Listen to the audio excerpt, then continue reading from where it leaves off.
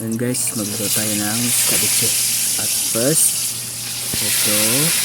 dito muna tayo ng isda. And then, antaran tayo ng ilang minuto bago maluto yan. Alright. Yan po. Okay mga idol. Ato nang ibali yung atong isda. Alright. Okay. Yan na po mga idol. Malapit na po tayo matapos mag-preto at saka dito na pala yung lamas natin mga idol. Out sa Bombay. Sabay na natin at saka inikos-mikos na natin mga idol. Alright. Yan na po. Hintalan tayo ng mapula yung saka ilagay yung kamatis at saka luya. Alright. Alright mga idol. Ayan na po. Ilagay natin yung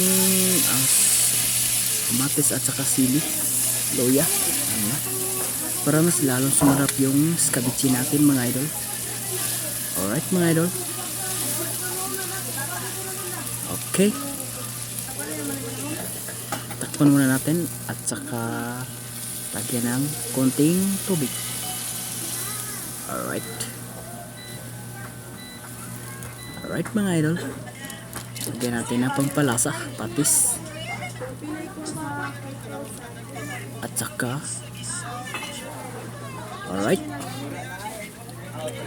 Lagyan din natin ng asukar. Alright mga idol. Okay, mas lalong sumarap yung ceviche natin. Lagyan din natin ng asin. Kunting asin lang po para alright mga idol. Okay, tapos na po tayo. Antalan tayo ng ilang minuto at saka ilagay yung isda natin.